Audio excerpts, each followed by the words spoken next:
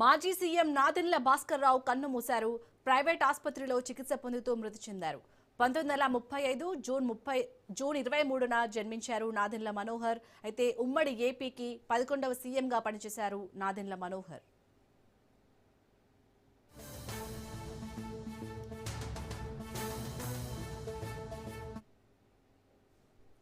మాజీ సీఎం నాదెండ్ల భాస్కర్ అయితే కన్నుమూశారు. దీనికి సంబంధించి మరిన్ని అప్డేట్స్ ని మా ప్రతినిధి సంతోష్ అందిస్తారు. సంతోష్,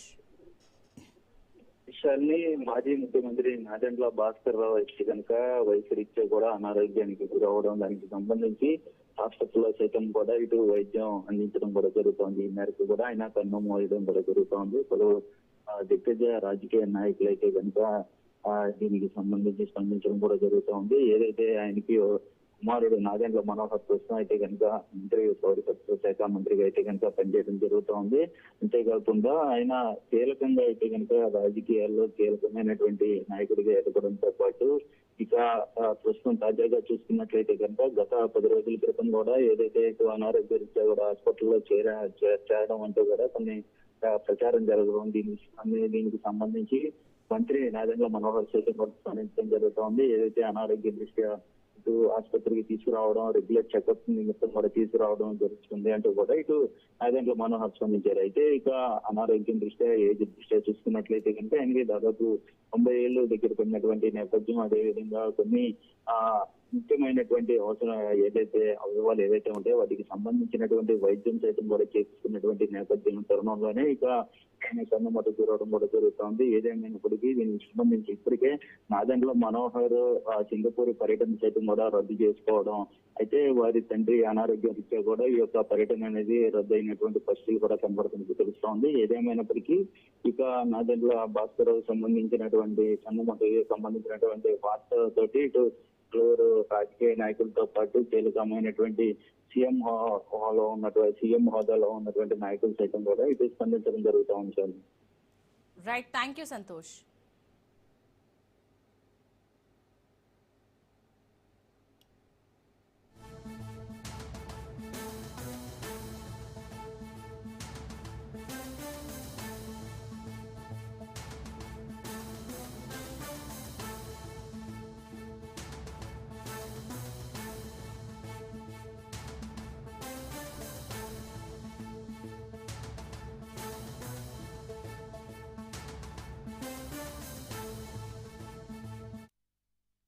మాజీ సీఎం నాదెండ్ల భాస్కర్ రావు కన్నుమూశారు. ప్రైవేట్ ఆసుపత్రిలో చికిత్స పొందుతూ మృతి చెందారు.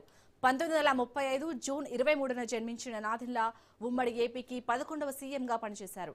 అయితే వృద్ధాప్య సమస్యలతో బాధపడుతున్న నాదెండ్ల హైదరాబాద్లోని కాంటినెంటల్ ఆసుపత్రిలో చికిత్స పొందుతూ మృతి చెందారు. గత కొద్ది రోజులుగా ఆయన ఆసుపత్రిలోనే ఉన్నారు. వృద్ధాప్య సంబంధిత సమస్యలు తీవ్రమవడంతో వైద్యులు ఆయన్ను ఐసీయూలో ఉంచి పర్యవేక్షించారు. ఇక పరిస్థితి విషమించడంతో ఈ రోజు ఆయన కన్నుమూశారు.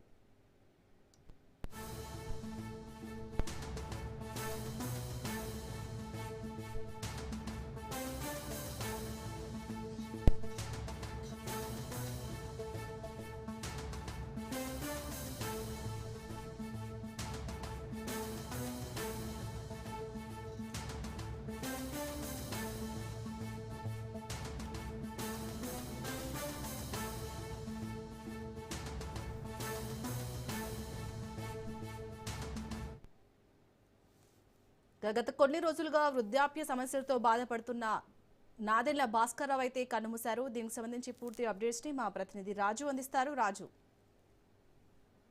ఉమ్మడి ఆంధ్రప్రదేశ్ మాజీ ముఖ్యమంత్రి నాదెండ్ల భాస్కర్ రావు కొద్దిసేపటి క్రితమే తుది శ్వాస విడవడం జరిగింది. ఉమ్మడి ఆంధ్రప్రదేశ్ లో ముఖ్యమంత్రిగా పనిచేశారు. ఆయన వయసు ప్రస్తుతం 90 సంవత్సరాలుగా ఉంది. అయితే గత కొంత సంవత్సరాలుగా కూడా ఆయన పలు అనారోగ్య సమస్యలతో బాధపడుతున్నారు. హైదరాబాద్ లోని ఒక ప్రైవేట్ ఆసుపత్రిలో గత కొన్ని రోజులుగా కూడా ఆయన చికిత్స పొందుతా ఉన్నారు.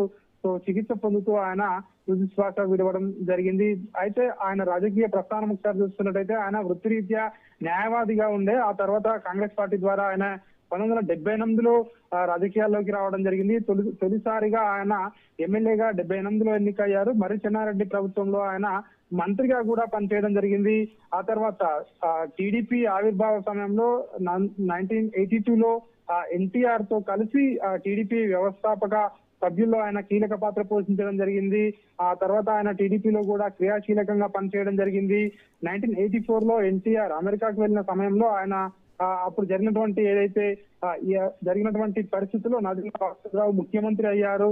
ఆ తర్వాత కేవలం ఆయన నెల రోజుల పాటే ముఖ్యమంత్రిగా కొనసాగడం జరిగింది. ఆంధ్రప్రదేశ్ లో అతి తక్కువ కాలం ముఖ్యమంత్రిగా పనిచేసినటువంటి వ్యక్తిగా ఆయన చరిత్రలో ఆయన పేరు నిలిచిపోయింది. ఆ తర్వాత ఆయన టీడీపీ నుంచి తిరిగి మళ్ళీ కాంగ్రెస్ లో చేరారు. 98 లో ఖమ్మం నియోజకవర్గం నుంచి ఆయన ఎంపీగా కూడా గెలుపొందిన పరిస్థితి కనిపిస్తా ఉంది. అదేవిధంగా ఆయనకు ఫ్యామిలీ బ్యాక్గ్రౌండ్ చూసుకున్నట్టయితే 2 కుమారులు ఉన్నారు. వారిలో ఒకరు నాదెండ్ల మనోహర్, ప్రస్తుతం ఆయన ఏపీ మాజీ స్పీకర్. అదేవిధంగా ప్రస్తుతం జనసేన అదేవిధంగా టీడీపీ ఏదైతే ఎన్డీఏ ప్రభుత్వం కూటమి ప్రభుత్వంలో మంత్రిగా పనిచేస్తా ఉన్నారు. ప్రస్తుతం ఆయన మృతి పట్ల ఇటు పలు 2 రాష్ట్రాలకు చెందినటువంటి రాజకీయ నాయకులు ప్రముఖులు తమ ప్రగాఢ సానుభూతిని సంతాపాన్ని తెలియజేస్తా ఉన్నారు. ఆయన ప్రధానంగా ఏదైతే పార్టీకి చేసినటువంటి కాంగ్రెస్ పార్టీకి కానివచ్చు, టీడీపీ పార్టీలో కానివచ్చు చేసినటువంటి సేవలను అందరూ కూడా గుర్తు చేసుకుంటున్నటువంటి పరిస్థితి కనిపిస్తా ఉంది. ఆయన వృద్ధాప్య ఏదైతే కారణంగా అనారోగ్య సమస్యల కారణంగా ఆయన కొన్ని రోజులుగా చికిత్స పొందుతూ ప్రస్తుతం అయితే ఆయన తుదిశ్వాస విడవడం జరిగింది. పంజాగుట్టలో ఉన్నటువంటి హిందూ శ్మశాన వాటికలో ఆయన అంత్యక్రియలు నిర్వహించాలని చెప్పేసి ఇప్పటికే నాదెండ్ల భాస్కర్రావు కుటుంబ సభ్యులకు ఇప్పటికే వాళ్ళందరూ చెప్తున్నటువంటి పరిస్థితి కనిపిస్తా ఉంది. అయితే గురువారం మధ్యాహ్నం 4 గంటలకు పంజాగుట్ట హిందూ శ్మశాన వాటికలో అంత్యక్రియలు నిర్వహిస్తారని చెప్పి తెలుస్తా ఉంది. ప్రస్తుతం అయితే ఆయన కుటుంబ సభ్యులు, బంధువులు, శ్రేయభిలాషులు వీళ్ళందరూ కూడా ఆయన కడసారి చూసుకునేందుకు, ఆయనకు నివాళులు అర్పించేందుకు పెద్ద ఎత్తున ఆయనకు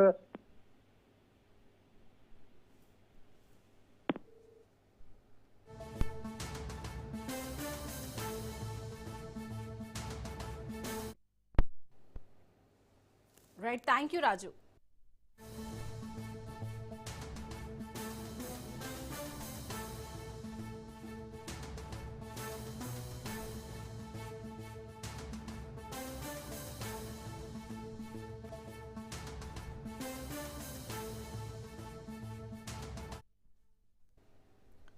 మాజీ సీఎం నాదెండ్ల భాస్కర్రావు కన్నుమూశారు. ప్రైవేట్ ఆసుపత్రిలో చికిత్స పొందుతూ మృతి చెందారు. 1935 జూన్ 23న జన్మించిన నాదెండ్ల ఉమ్మడి ఏపీకి 11వ సీఎంగా పనిచేశారు. అయితే వృద్ధాప్య సమస్యలతో బాధపడుతున్న నాదెండ్ల హైదరాబాద్లోని కాంటినెంటల్ ఆసుపత్రిలో చికిత్స పొందుతూ మృతి చెందారు. గత కొద్ది రోజులుగా ఆయన ఆసుపత్రిలోనే ఉన్నారు. వృద్ధాప్య సంబంధిత సమస్యలు తీవ్రమవడంతో వైద్యులు ఆయన్ను ఐసీయూలోనే ఉంచి పర్యవేక్షించారు. ఇక పరిస్థితి విషమించడంతో ఈ రోజు ఆయన కన్నుమూశారు. ఇక ఈ మృతికి సంబంధించి మరిన్ని అప్డేట్స్ ని మా ప్రతినిధి రమేష్ అందిస్తారు. రమేష్. శాలిని, మాజీ ముఖ్యమంత్రి నాదెండ్ల భాస్కర్రావు మృతి చెందినట్లు కూడా వైద్యులు వెల్లడించారు. కొంతకాలంగా ఆయన అనారోగ్యంతో కూడా బాధపడుతున్నట్టు కూడా కుటుంబ సభ్యులు కూడా వెల్లడించారు. అయితే మాజీ ముఖ్యమంత్రిగా ఆంధ్రప్రదేశ్ సంక్షేమంలో అంటే ఎన్టీఆర్ ముఖ్యమంత్రిగా ఉన్నటువంటి సమయంలో ఆయన ఒక కీలకమైన మంత్రిగా పనిచేశారు. అదేవిధంగా మరి ఎన్టీఆర్ అటు అమెరికా వెళ్ళినటువంటి సమయంలో కూడా ఆయన ముఖ్యమంత్రిగా కొంతకాలం ఆయన ఉమ్మడి ఆంధ్రప్రదేశ్ ముఖ్యమంత్రిగా పనిచేసినటువంటి పరిస్థితి ఉంది. అయితే రాజకీయ ఉద్దండుడని చెప్పుకోవచ్చు. అనేక రాజకీయ అవకతవకలు ఎదుర్కొన్నటువంటి కుటుంబ నేపథ్యం ఉంది. అటు నాదెండ్ల మనోహర్, అటు ప్రస్తుతం కుమారుడు రాష్ట్ర పౌర శాఖ మంత్రిగా పనిచేస్తున్నాడు. అదేవిధంగా డిప్యూటీ సీఎం గా, డిప్యూటీ స్పీకర్ గా కూడా ఆయన నాదెండ్ల మనోహర్ పనిచేశారు. రాజకీయ కుటుంబం, రాజకీయ చైతన్యం కలిగినటువంటి కుటుంబం. అదేవిధంగా అటు నాదెండ్ల భాస్కర్రావు అటు అనేక రాజకీయ సంక్షోభాలని ఆయన చూసినటువంటి సందర్భాలు ఉన్నాయి. అదేవిధంగా ఎన్టీఆర్ కి, అదేవిధంగా చంద్రబాబు కూడా అత్యంత సన్నిహితులుగా ఉన్నారు. అదేవిధంగా మరి నాదెండ్ల భాస్కర్రావు పూర్తి స్థాయిలో కూడా కొంతకాలంగా కూడా అనారోగ్యంతో బాధపడుతున్నట్టు కూడా అటు కుటుంబ సభ్యులు వెల్లడించారు. ఆయన వైద్యులు కూడా ప్రైవేట్ హాస్పిటల్లో చనిపోయినట్లు కూడా వెల్లడించారు. ఆయన తెనాలి గ్రామం అవడంతో కూడా మరి తెనాలికి ఆయన అంత్యక్రియలు తెనాలిలో జరుగుతాయా లేదా హైదరాబాద్ లో జరుగుతాయని కూడా అటు కుటుంబ సభ్యుల నుంచి కూడా మనకి రావాల్సింది సమాచారం. అయితే నాదెండ్ల భాస్కర్రావు సంబంధించి కూడా అటు ముఖ్యమంత్రి నారా చంద్రబాబు నాయుడు, అదేవిధంగా డిప్యూటీ సీఎం పవన్ కళ్యాణ్, నారా లోకేష్ కూడా అటు సంతాపం తెలియజేసినటువంటి పరిస్థితిగా ఉంది. అదేవిధంగా పవన్ కళ్యాణ్ జనసేనలో కూడా అటు నాదెండ్ల మనోహర్ చాలా కీలక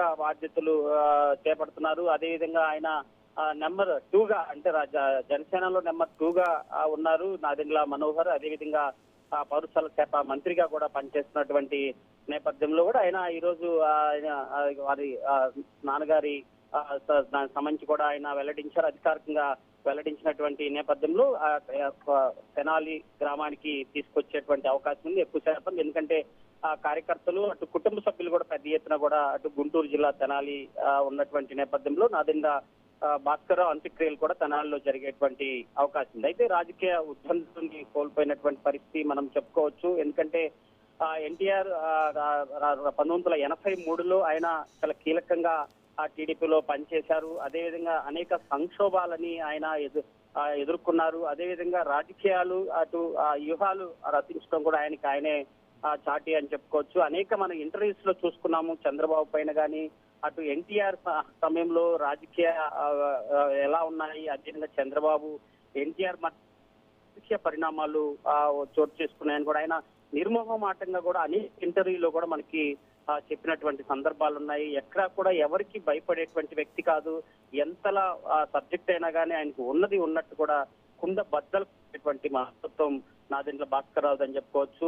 అటు చంద్రబాబు పైన చేసేటువంటి విమర్శలు కానీ అదేవిధంగా అటు దివంగత నేత ఎన్టీఆర్ పైన కూడా చేసేటువంటి విమర్శలు కూడా ఆయన ఎక్కడా కూడా వెనకడుగు వేయకుండా ఉన్నది ఉన్నట్లు కూడా చెప్పేటువంటి అవకాశం నాదెండ్ల భాస్కర్రావుకు ఉందని చెప్పుకోవచ్చు. ఎట్టకేలకు కూడా ఆయన అనేక పదవులు మంత్రి పదవులు చేపట్టాడు. రాష్ట్ర ఉమ్మడి ఆంధ్రప్రదేశ్ ముఖ్యమంత్రి పదవి చేపట్టినటువంటి నాదెండ్ల భాస్కర్ కి సంబంధించి చనిపోయిన తర్వాత కూడా కొంతమంది రాజకీయ నేతలు కూడా ఆయనకి సంతాపం తెలియజేస్తున్నటువంటి పరిస్థితి ఉంది. అయితే ఆయన అంత్యక్రియలు కూడా ఈ రోజు సాయంత్రంలో కూడా ఎక్కడ చేస్తారనేది అధికారికంగా కూడా మరి కాసేపట్లో కూడా కుటుంబ సభ్యులు వెల్లడించేటువంటి అవకాశం ఉంది. చాలని రమేష్, నాదెండ్ల భాస్కర్రావు రాజకీయ ప్రస్థానం ఎంతో గొప్పది. చాలా మంది రాజకీయ నాయకులకు ఆయన ఒక స్ఫూర్తి అనే చెప్పాలి. సో మరి మిగిలిన రాజకీయ నాయకులు తన మృతి పట్ల ఏమని స్పందిస్తున్నారు, ఏమంటున్నారు? ఖచ్చితంగా నాదెండ్ల భాస్కర్రావు ఒక రాజకీయ ఉద్దండుడు అని చెప్పుకోవచ్చు. ఎందుకంటే అనేక పదవులు ఆయన వరించాడు. అయితే విధంగా ఎన్టీఆర్ మరి ముఖ్యమంత్రిగా ఉన్నటువంటి సమయంలో కొంతకాలం అప్పుడు వచ్చినటువంటి రాజకీయ సంక్షోభంలో కూడా ఆయన చాలా కీలకంగా వ్యవహరించాడు. ఎందుకంటే నాదెండ్ల భాస్కర్రావు అటు 1935 జూన్ 23 గుంటూరు అటు జన్మించినటువంటి పరిస్థితి కనపడుతుంది. అయితే ఆయన మొదటి నుంచి కూడా ఆయన మంచి చదువుకొని అటు రాజకీయాల్లో కూడా అన్నిటిలో కూడా రాణించినటువంటి పరిస్థితి కనపడుతుంది. అయితే ఆయన మృతి పట్ల కూడా అటు ముఖ్యమంత్రి నారా చంద్రబాబు నాయుడు, అటు పవన్ కళ్యాణ్, అటు నారా లోకేష్, ఇతర మంత్రులు కూడా ఆయన పూర్తి స్థాయిలో కూడా ఆయనకి సంతాపం తెలియజేస్తున్నారు. ఎందుకంటే జనసేన కీలక వ్యక్తిగా ఉన్నారు. ఆంధ్రప్రదేశ్ లో కీలక మంత్రిగా ఉన్నారు తన తనయుడు నాదెండ్ల మనోహర్. ఆయన మనోహర్ ని కూడా మనం చూస్తున్నాం. ఆయన చాలా సైలెంట్ గా ఉంటాడు. అటు రాజకీయ వ్యూహాలు వేయటంలో కానీ అదేవిధంగా జనసేన పూర్తి స్థాయిలో కూడా ఇంత సక్సెస్ రేట్ సాధించడానికి కూడా అటు నాదెండ్ల మనోహర్ అని చెప్పుకోవచ్చు. ఎందుకంటే రాజకీయ తండ్రి వారసత్వం తీసుకున్నటువంటి నాదెండ్ల మనోహర్ రాజకీయాల్లో చాలా సైలెంట్ గా ఉన్నప్పటికీ కూడా చాలా కీలకమైన సలహాలు ఇచ్చేటువంటి నేతగా చెప్పుకోవచ్చు. ఎందుకంటే పవన్ కళ్యాణ్ పక్క నుంచి ఆయన దగ్గరగా నడిచినటువంటి నేపథ్యంలో కూడా అటు రాజకీయ వ్యూహాలు తీసుకోవటం కానీ రాజకీయ సలహాలు ఇచ్చేటువంటి దాంట్లో పూర్తిగా కూడా తన తనయుడు తండ్రి దగ్గర నేర్చుకున్నటువంటి తెలివితేటలు అని చెప్పుకోవచ్చు. అదేవిధంగా అటు ముఖ్యమంత్రిగా పనిచేసినటువంటి పరిణామాలు అంటే అనేక ఇంటర్వ్యూలో కూడా మనం నాదెండ్ల భాస్కర్రావు చెప్పినటువంటి ఇంటర్వ్యూలు మనం ఒకసారి పునరావృతం చేసుకోవచ్చు. ఎందుకంటే ఆయన ఎన్టీఆర్ పైన కూడా అనేక విమర్శలు కూడా చేసినటువంటి సందర్భాలు ఉన్నాయి. అయితే ఏదైతే జరిగింది అదేవిధంగా జరుగుతున్నటువంటి పరిణామాలను కూడా ఆయన మొహోటం లేకుండా చెప్పడంలో కూడా ఆయనే సాటి అని చెప్పుకోవచ్చు. ఎందుకంటే ఆయన పూర్తి స్థాయిలో కూడా ఆయన చదువు అభ్యాసం కూడా మొత్తం కూడా విజయవాడలో కొనసాగింది. అటు ఆయన మొదటిసారిగా ఆయన కాంగ్రెస్ పార్టీలో ఎమ్మెల్యేగా చేసినటువంటి పరిస్థితి అయితే ఉంది. అయితే ఎన్టీఆర్ తర్వాత ఆయన్ని పూర్తి స్థాయిలో ఏదైతే మరి ఆయన తెనాలి గ్రామానికి వెళ్ళినప్పుడు ఎన్టీ రామారావు 1983లో నాదెండ్ల భాస్కర్రావుని ఖచ్చితంగా పార్టీలోకి రావాలని ఆహ్వానించినటువంటి వ్యవహారాలు కానీ అన్ని కూడా మనం గతంలో కూడా ఆయన స్వయంగా నాదెండ్ల భాస్కర్రావు చెప్పినటువంటి ఇంటర్వ్యూస్ కూడా మనం చాలా చూసినటువంటి పరిస్థితి కనపడుతుంది. నాదెండ్ల భాస్కర్రావు చాలా యాక్టివ్ గా కనపడుతున్నప్పటికీ కూడా ఆయన ఏదో చిన్నపాటి అనారోగ్యంతో కూడా ఆయన ఇబ్బందులు పడుతున్నారంటూ కూడా మనకి వైద్యుల నుంచి అందుతున్నట్టు సమాచారం. ఆయన ఉదయం లేచిన దగ్గర నుంచి కూడా మరి ఎర్లీగా దినచర్య కూడా వాకింగ్ చేస్తూ కూడా చాలా ప్రశాంతంగా అటు చిన్న చిన్న ఛానల్స్ లో కూడా అటు ఇంటర్వ్యూస్ ఇస్తా ఉండేటువంటి పరిస్థితి గతంలో మనం చూసినటువంటి పరిస్థితి. అయితే ఆంధ్రప్రదేశ్ లో అటు మంత్రులు అటు ముఖ్యమంత్రి కూడా ఆయన పైన